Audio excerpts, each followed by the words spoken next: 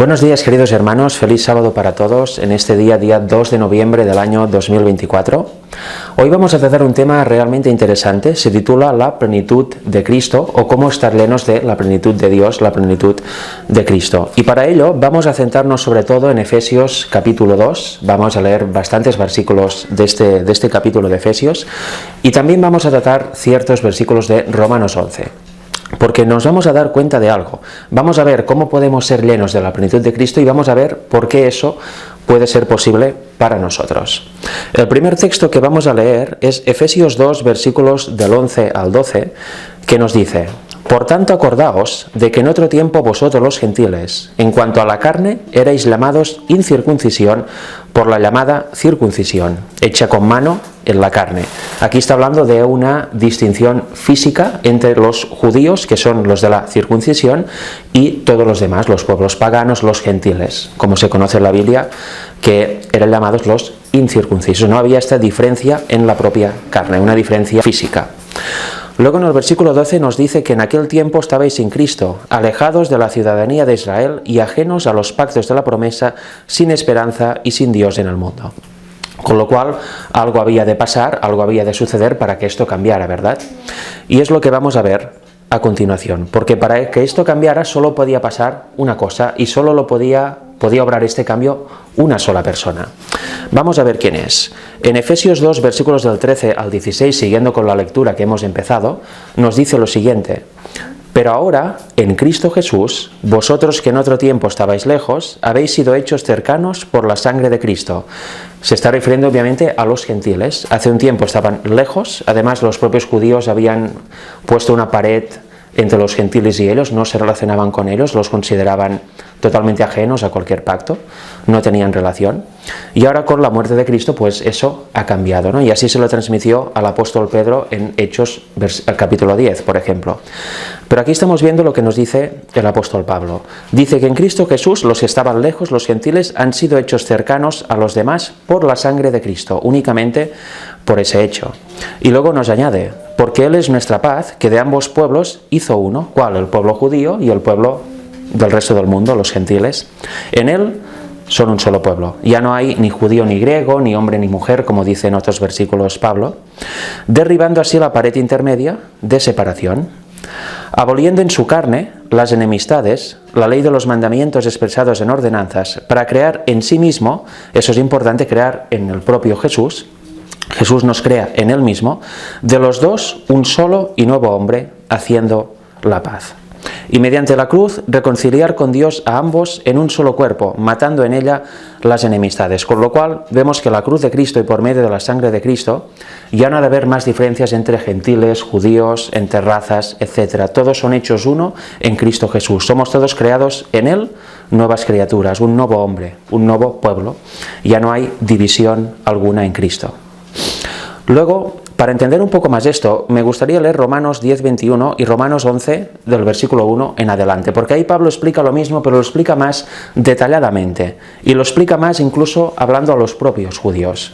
Fijaros que nos dice el versículo 21 de Romanos 10. He puesto el 21 porque es el versículo que precede todo lo que vamos a leer en el capítulo 11. Y como ya sabéis, en la Biblia no existían los capítulos, una carta es una carta. Con lo cual, para entender el contexto hay que ir siempre al versículo anterior como mínimo de lo que vamos a leer o estudiar. Nos dice así: pero acerca de Israel dice: todo el día extendí mis manos a un pueblo rebelde y contradictor. Aquí está hablando al pueblo de Israel en sí, no a los gentiles, que es un pueblo rebelde, contradictor, siempre hace lo contrario a lo que Dios quiere. Y luego en el versículo 1 de Romanos 11 dice: digo pues, habiendo entendido esto que hemos leído, ¿ha desechado Dios a su pueblo? En ninguna manera, porque también yo soy israelita de la descendencia de Abraham, de la tribu de Benjamín. Sabemos que en el norte había Benjamín y Judá, en el sur todas las demás, y estas habían sido llevadas a la dispersión, con lo cual ya no existen como tal esas tribus, pero Judá y Benjamín sí que existían. Y aquí dice que aun y ser un pueblo rebelde y contradictor, el de Israel, Dios no lo ha rechazado de ninguna manera, y Él es el ejemplo propio. Él es benjaminita y está ahí dando el evangelio del Señor, no está convertido. En el versículo 2 nos dice, no ha desechado Dios a su pueblo, al cual desde antes conoció. ¿O no sabéis qué dice de Elías la Escritura? ¿Cómo invoca Dios contra Israel diciendo, Señor, a tus profetas han dado muerte, y tus altares han derribado, y solo yo he quedado, y procuran matarme? ¿Pero qué le dice la divina respuesta? Me he reservado 7.000 hombres que no han doblado la rodilla delante de Baal. Siempre hay un remanente escogido por el Señor que está ahí. El pueblo siempre está en apostasía, es rebelde, es contradictor, pero Dios no lo desecha nunca completamente. ¿Por qué? Gracias a este remanente que se mantiene fiel.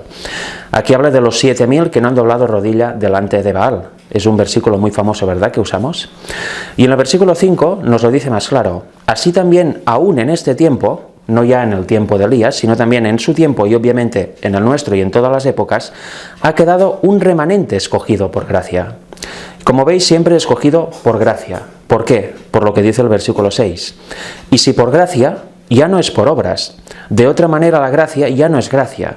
Y si por obras, ya no es gracia. De otra manera la obra ya no es obra. Con lo cual la salvación y el escogimiento siempre ha sido por gracia. Por la fe, siempre nos lo da el Señor, no es por obras propias, no es fruto de algo que podamos hacer y que Dios le parezca bien y entonces nos mira con buenos ojos. Todo es por gracia, la salvación siempre ha sido así. Si no es por gracia ya no sería salvación gratuita, ya sería otra cosa. Y el versículo 7 nos dice, ¿qué pues? Lo que buscaba Israel no lo ha alcanzado, pero los escogidos, este remanente, sí lo han alcanzado y los demás fueron endurecidos. Eso es también actual, ¿no? En el pueblo de Dios siempre está el gran grueso que está endurecido y luego el remanente, por gracia, que sigue pues fiel al Señor, fiel al Evangelio.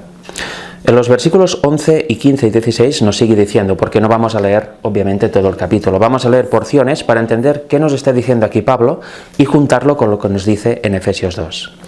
Dice, digo pues, ¿han tropezado los de Israel para que cayesen? En ninguna manera, pero por su transgresión vino la salvación a los gentiles, para provocarles a celos. ¿A quiénes? A los israelitas. Porque si su exclusión es la reconciliación del mundo, ¿qué será su admisión sino vida de entre los muertos? Si las primicias son santas, también lo es la masa restante, y si la raíz es santa, también lo son las ramas. Y versículo 17, pues si algunas de las ramas fueron desgajadas, y tú, siendo olivos silvestres, o son los gentiles, has sido injertado en lugar de ellas, y has sido hecho participante de la raíz y de la rica savia del olivo, no te jactes contra las ramas, y si te jactas, sabe que no sustentas tú a la raíz, sino la raíz a ti. Aquí vemos la injerción de esos gentiles también en el Evangelio, en este hombre único que está formado por los judíos de siempre, ¿no?, el Israel de siempre y los gentiles. Y los gentiles sustituyen a ciertas ramas del olivo natural, que son los judíos, que se han endurecido y que no han querido seguir el Evangelio ni aceptar al Mesías. El 19 dice, pues las ramas dirás, fueron desgajadas para que yo fuese injertado. Bien, por su incredulidad fueron desgajadas. Como siempre, siempre que hay incredulidad, el pueblo de Dios no avanza. Y ya pasaba en los tiempos de Israel y pasa en nuestros tiempos, por supuesto. Por su incredulidad fueron desgajadas, pero tú por la fe estás en pie. No te ensoberbezcas, sino teme.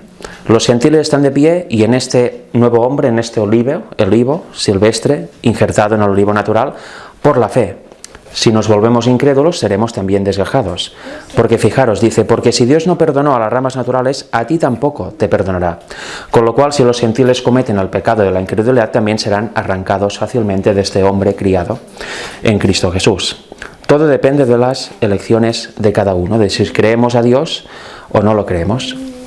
En los versículos del 22 al 24 nos dice, mira pues la bondad y la severidad de Dios. La severidad ciertamente para con los que cayeron, pero la bondad para contigo, si permaneces en esa bondad, pues de otra manera tú también serás cortado. ¿Hay que permanecer en qué? En esa bondad, si no, somos cortados.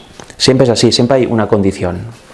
Y aun ellos, si no permanecieren en incredulidad, serán injertados, pues poderoso es Dios para volverlos a injertar. Con lo cual, si este pueblo de Israel, que es incrédulo, se arrepiente y vuelve al Señor, o acepta al Mesías y vuelve al Señor, obviamente serán vueltos a injertar en lo que es este nuevo hombre creado en Cristo Jesús. Muchas veces la gente como que desprecia a los judíos actuales, ¿no? Y ciertamente no debe ser así. La salvación también es para los judíos. Como nación, el pueblo de Israel quedó fuera, ¿no?, de la gracia de Dios como nación, como institución, como Estado, pero los judíos a nivel personal, las personas tienen la misma, ¿cómo se dice?, la misma oportunidad que nosotros para poder aceptar el Evangelio y ser salvos. El Evangelio también ha de ser dado a los judíos. Quien piense que no, realmente está bastante equivocado, porque si no, no podría ser esto que dice aquí: Dios es poderoso para volverlos a injertar. Obviamente la nación actual de Israel no tiene nada que ver con el Israel antiguo, es hecha por unas élites que nada tienen que ver con el Israel antiguo, los mandamientos de Dios, el pueblo de Dios, etc. Pero sí que hay gente judía de raza que es fiel al Señor y ahora está en unos errores espectaculares, no han aceptado al Mesías, pero si se les presenta el Evangelio y lo aceptan, obviamente pues, volverán a ser injertados en el pueblo de Dios. Eso hay que tenerlo claro. Porque a veces hay gente que dice, no, el Israel espiritual solamente, y parece que es todo el mundo menos los judíos, pero no, todo el mundo es todos nosotros más los judíos, por supuesto, obviamente siendo crédulos. Y luego el versículo 24 nos dice, porque si tú fuiste cortado del que por naturaleza es olivo silvestre, y con ta naturaleza fuiste injertado en el buen olivo, ¿cuánto más estos que son las ramas naturales serán injertados en su propio olivo? Ya sería de forma natural que volvieran a injertarse en su propio árbol, ¿no?, por decirlo así. Si hemos sido injertados nosotros que somos extraños, imaginaros ellos. Y habiendo bien visto esto, podemos volver a Efesios para terminar un par de versículos del capítulo, porque vemos que en Romanos 11 y en Efesios nos dice exactamente lo mismo. Tiene lógica porque es el mismo autor, es Pablo. Aquí dicen los versículos 17 y 18. Y vino y anunció las buenas nuevas de paz a vosotros que estabais lejos y a los que estaban cerca, a los gentiles y a los judíos, los que estaban lejos y los que estaban cerca, porque por medio de él, por medio de Cristo, los unos y los otros tenemos entrada por un mismo espíritu al Padre. ¿Por quién tenemos entrada en este nuevo hombre, en esta nueva criatura creada en Cristo Jesús? Por un mismo espíritu, y todos tenemos entrada al Padre, tanto unos como otros, no hay diferencia alguna.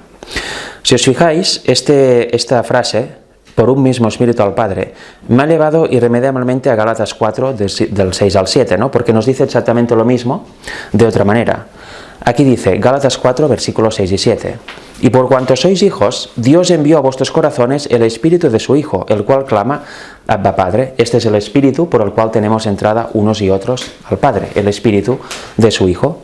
Así que ya no eres esclavo, sino hijo, y si hijo, también heredero de Dios por medio de Cristo. Como veis, todos los que estamos en Cristo somos herederos de Dios, porque somos hijos suyos adoptados. Y eso es interesante porque ahora vamos a ver brevemente el tema de ser coheredero con Cristo, heredero con Dios, etc. Porque es algo muy interesante y vamos a ver que solo un ser podría darnos esa entrada a la familia celestial. Mirad, en los versículos 19 y 20 de Efesios 2, que es simplemente siguiendo la lectura que hemos tenido ahora, nos dice: así que ya no sois extranjeros ni advenedizos, sino conciudadanos de los santos y miembros de la familia de Dios. Por este mismo espíritu entramos al Padre y somos miembros de la familia de Dios, con pleno derecho, todos, edificados sobre el fundamento de los apóstoles y profetas, siendo la principal piedra del ángulo Jesucristo mismo. Aquí tenemos claro, ¿no?, cuál es la principal piedra, la piedra fundamental de la Iglesia, es Cristo. ¿Sobre quién fundó la Iglesia? Sobre Él mismo, no sobre Pedro, que eso se malentiende muchas veces, ¿no?, según qué denominaciones. Y veis que todo tiene su sentido y todo estamos hablando de lo mismo, pero de diferentes maneras. Somos criados en Cristo, la principal piedra del ángulo es Cristo. Pablo lo hace así para que a nadie le quede la más mínima duda. Somos herederos con Dios y tenemos entrada por un mismo espíritu al Padre y somos miembros de la familia de Dios. Es otra manera de decirlo. Y fijaros, vamos a leer rápidamente 3 versículos que nos hablan de eso de ser miembros de la familia de Dios. Vamos a corroborarlo aún más para que no quede duda alguna.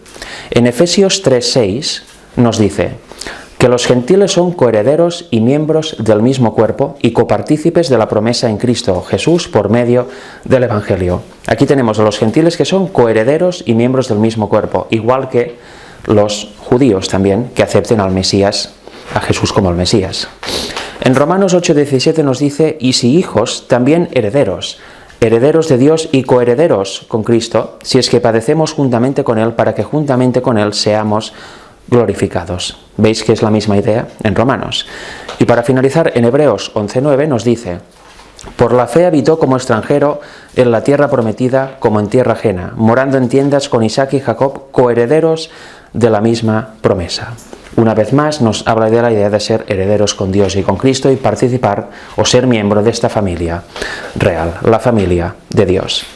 Y el único ser que puede hacernos partícipe de esta familia, que puede injertarnos en esta familia, obviamente ya lo hemos visto, es Cristo. Y si leéis Proverbios 8, versículos del 22 al 30, no lo vamos a leer entero ni mucho menos, pero si lo buscáis y lo leéis, veis que el ser que nos injerta en esta familia de Dios siempre ha estado con el Padre.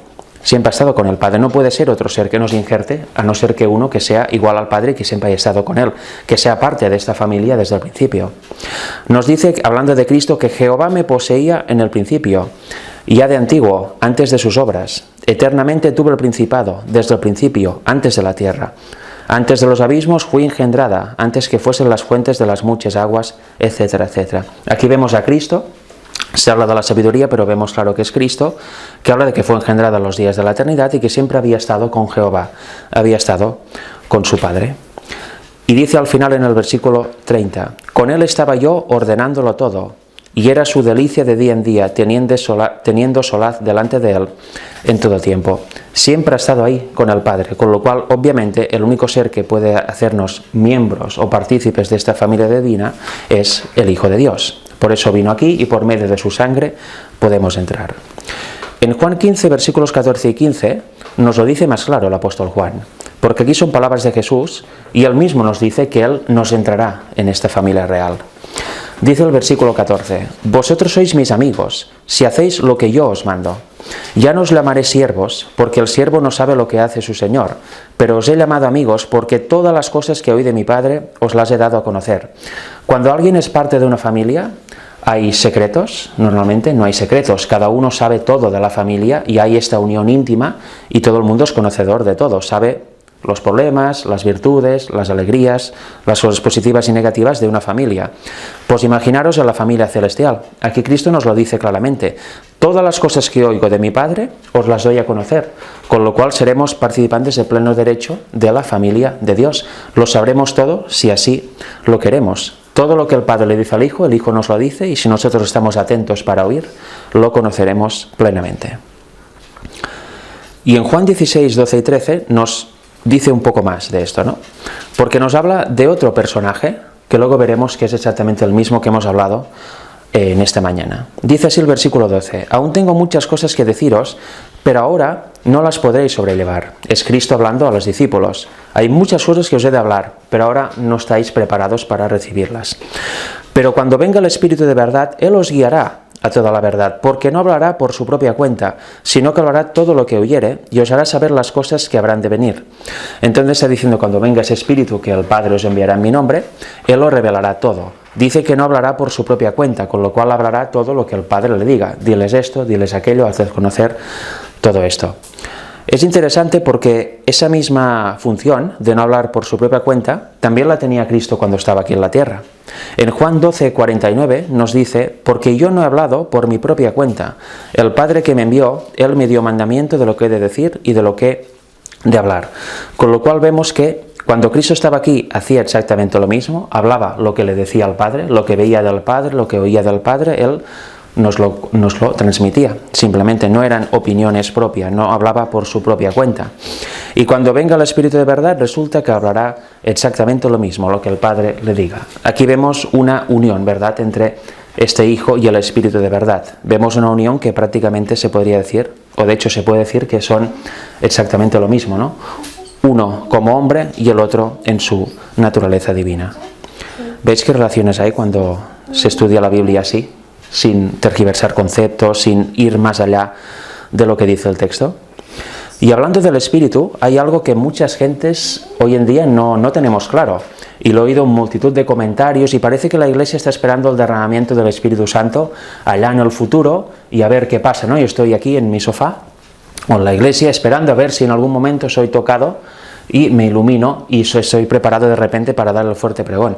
Pero eso no funciona así. Y tampoco debemos esperar siempre en un futuro, porque los humanos nos acostumbramos a esperar siempre, bueno, quizá en unos días o en unos meses, en unos años, todo porque somos tan cómodos que no queremos que pase ahora. Si fuéramos al más interno ser nuestro, descubriríamos que en el fondo no queremos que pase absolutamente nada de lo que dice la Biblia, porque estamos muy contentos aquí.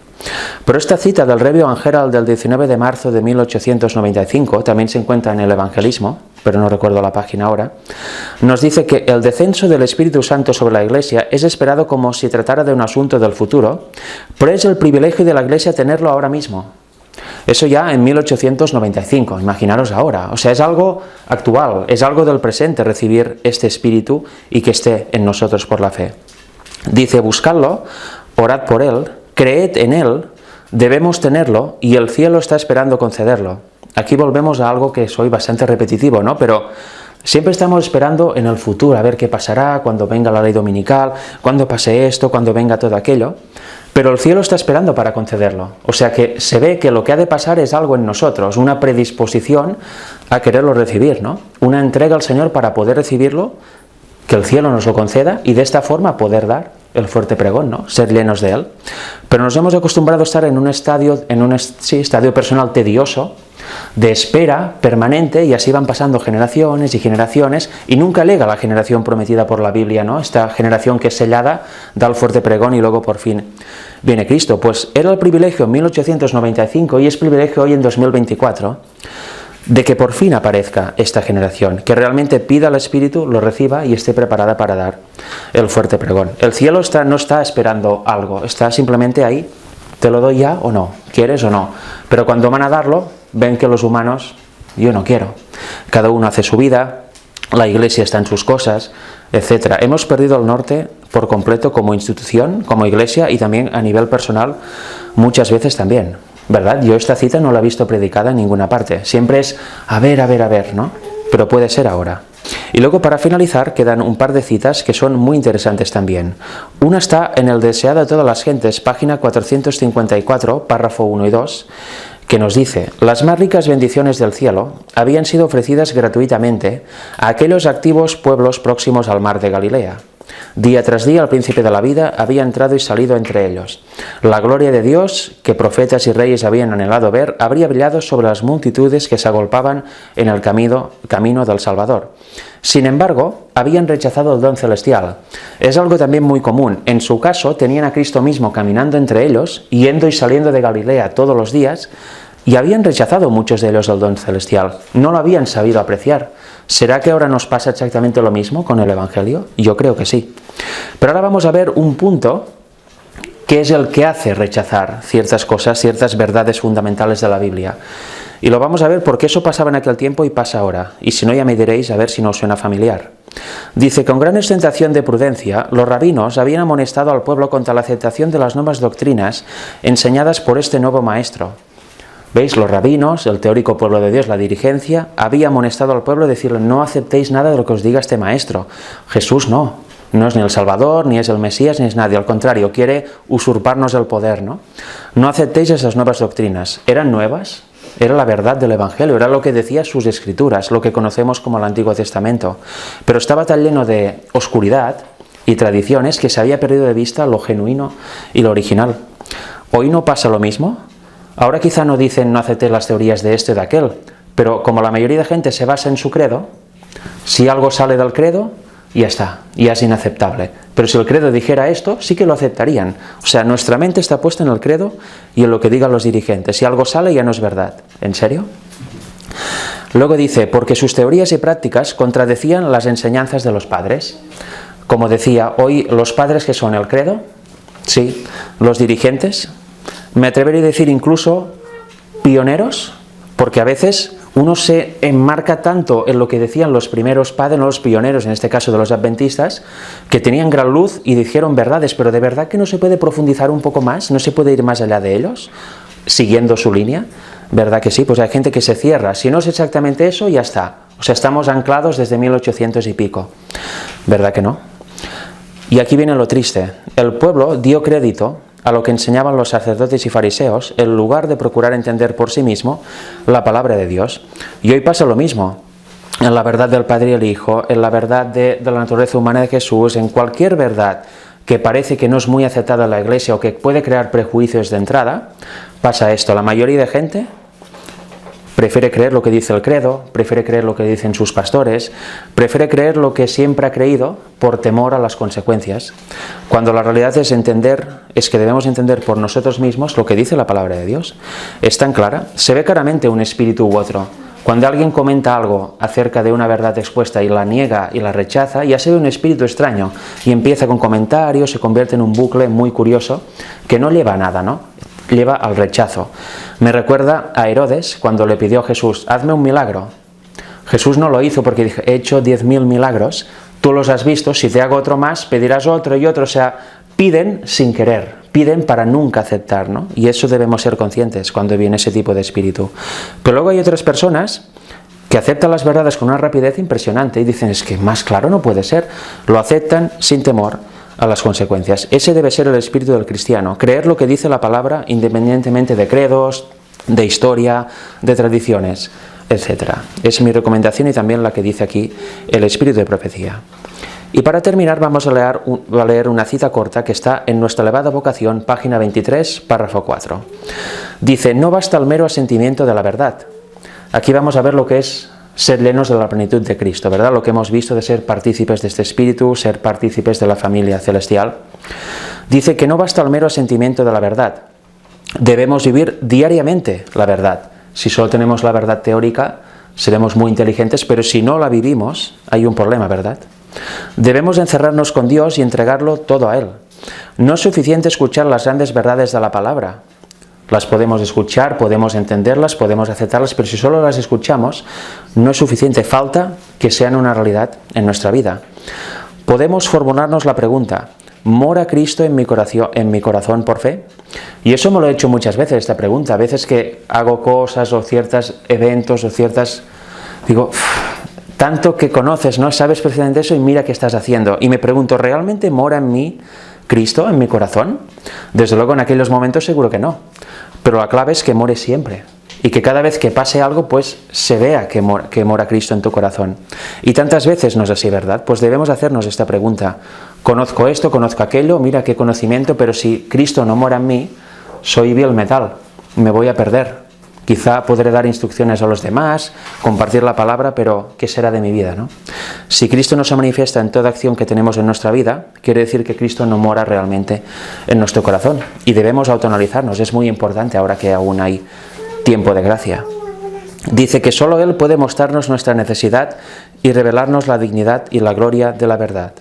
En el altar del sacrificio propio, el lugar designado para el encuentro de Dios y el alma, recibimos de la mano de Dios la antorcha celestial, que busca el corazón, revelando su gran necesidad de un Cristo perdurable. Un Cristo perdurable es la clave, ¿no? La santificación es una santificación diaria hasta el día que vamos al descanso. Si Cristo no está en nuestro corazón diariamente, ¿qué va a pasar? Pues eso lo que os contaba que me pasa a mí. ¿De verdad Cristo está en mi corazón después de...?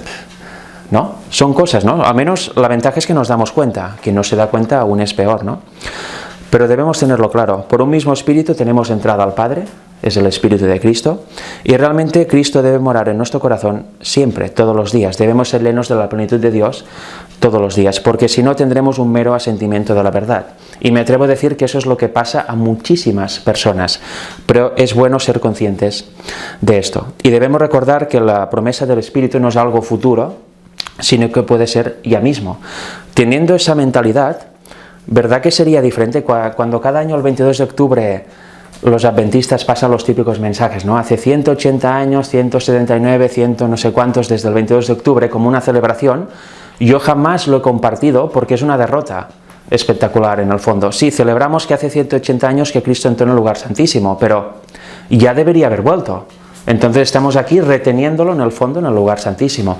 No debemos ir celebrando año tras año que algún día será el definitivo, porque la promesa del Espíritu la podemos recibir ya. Con lo cual, si entendiéramos eso, realmente se aceleraría todo un montón. Y realmente se desarrollaría la ley dominical, los eventos finales, y Cristo vendría de una vez a buscar a su pueblo. No somos llamados a estar siempre año tras año, que mueran nuestros padres, nuestros abuelos, nosotros mismos, y generación tras generación celebrando el aniversario de 1844. Hemos de celebrar por fin que estamos en el cielo, ¿no? Celebrar esos tabernáculos en el cielo. Y eso es lo que mucha gente no tiene claro. Hay muchos congresos adventistas que dicen, bueno, a ver si el año que viene ya estamos en el cielo y lo celebramos ahí. Eso es una frase hecha que seguramente ríen incluso al oírlo y nadie se la cree. Pues así está la fe. Así está la fe. Nosotros nos hemos adecuado tanto a este mundo y a hacer solo actividades de iglesia aquí para este mundo que con razón cada vez vamos a peor. Con razón cada vez el mundo más entra a la iglesia y lo que es de Dios se va más. Es así, es terrible. O sea que bueno, mi conclusión es que Cristo debe morar en nuestro corazón permanentemente, y si no es así debemos unirnos más al Señor y en oración y hacer que Él realmente nos llene en cada uno de los días de nuestra vida. Que Dios os bendiga.